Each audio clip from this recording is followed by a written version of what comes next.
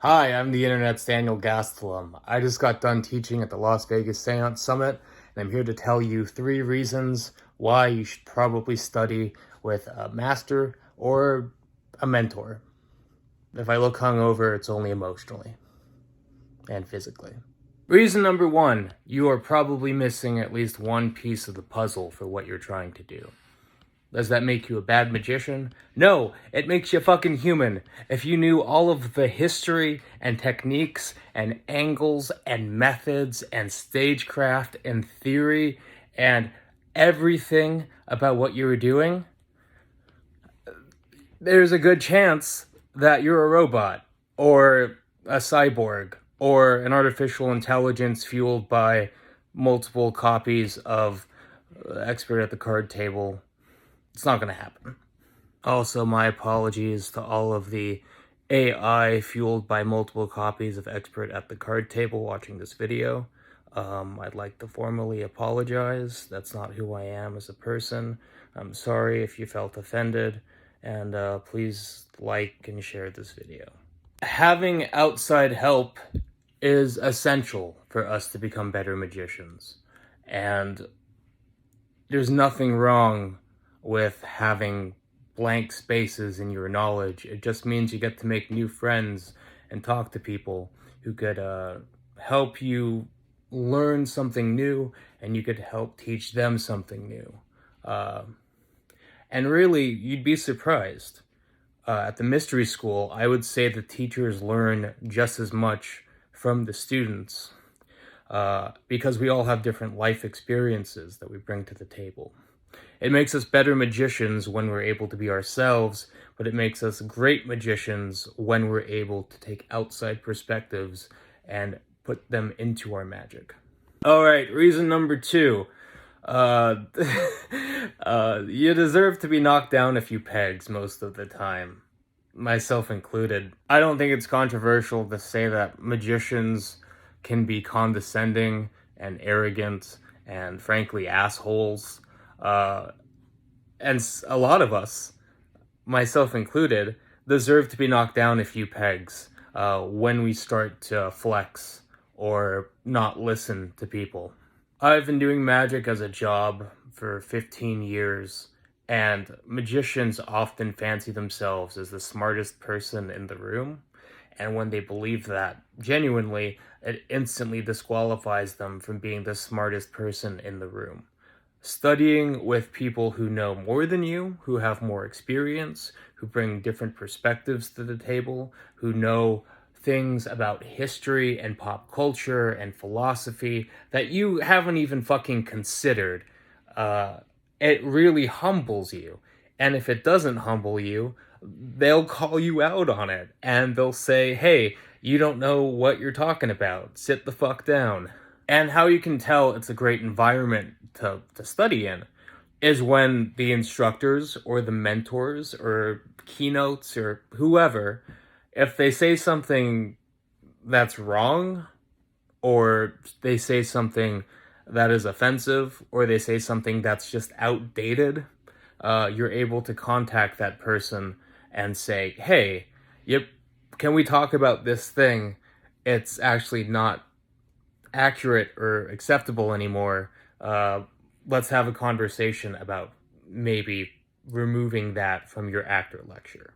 We're all students, or we should all strive to be students. We should be learning new things constantly. And when we start to act like an authority and we blow smoke at our ass, the best thing we can do is get called out on it. All right, reason number 3, and this is really the big one. Expertise is dying. Like, generally, expertise is dying, like, across the board. You know, people do 5 minutes of Google, they read 3 Wikipedia articles, they read 1 clickbaity listicle, and all of a sudden they think that they're, I don't know, who's an expert? Guy Fieri on donkey sauce. But can I get sad for a second? Magic expertise is also dying. I'm talking about books going out of print. I'm talking about techniques and theory and things that deserve to be preserved for future generations. They're just disappearing. And it's because printing books and media is really expensive. Trust me, I know, I have a book coming out and like a freckle past the hair. But the secrecy aspect of it too prevents those ideas being circulated. Studying at a place like the Mcbride Magic and Mystery School, they take great care in curating the material and topics that will be discussed over the seminar. And they have the necessary expertise, and they have expertise across the board. They really do. They make it a good point to bring in teachers and faculty who specialize in the particular subjects of that seminar. Yeah, Jeff McBride is kind of good at everything, but you know who's great at turning fucking Donnie Darko into a coin trick? This smug asshole. It's not just expertise of material either. It's expertise in teaching that I think is also getting a little harder to pull off. You know, magic teaching usually falls on, in my experience, a binary a lot of the time. It's either really helpful and insightful, or it's YouTube tutorials in Portuguese. But it's a Portuguese script ran through Google Translate, so it's incomprehensible. I really am encouraging you that if you've never looked in to the Mcbride Magic and Mystery School, go check it out. It's amazing. Those folks literally saved my life. That's not hyperbole. And if you can't afford to go, they do offer scholarships. But if you want to stay local, find who teaches magic in your area. And if you find someone who is really good at their job and is an expert in a particular thing, you should study with them. Also, the internet's a thing. If you didn't know that, hi.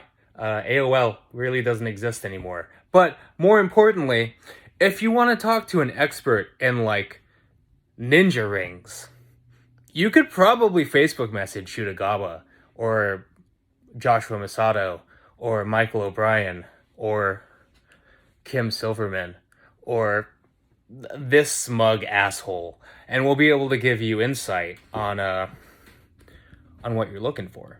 The internet is a great tool, and really, as much as I hate talking to magicians online, I'd be lying if I said being able to talk to people I would have never met without things like social media and these online classes really did make my magic better.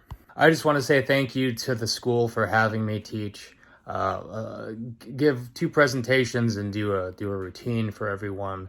I'd like to thank Jeff McBride, Abigail McBride, Dr. Haas, Scott Steelfire, the other guest presenters, and everyone all the new friends I made over the weekend. Yeah, stay bizarre. Have you seen brand new cherry flavor? It's really good.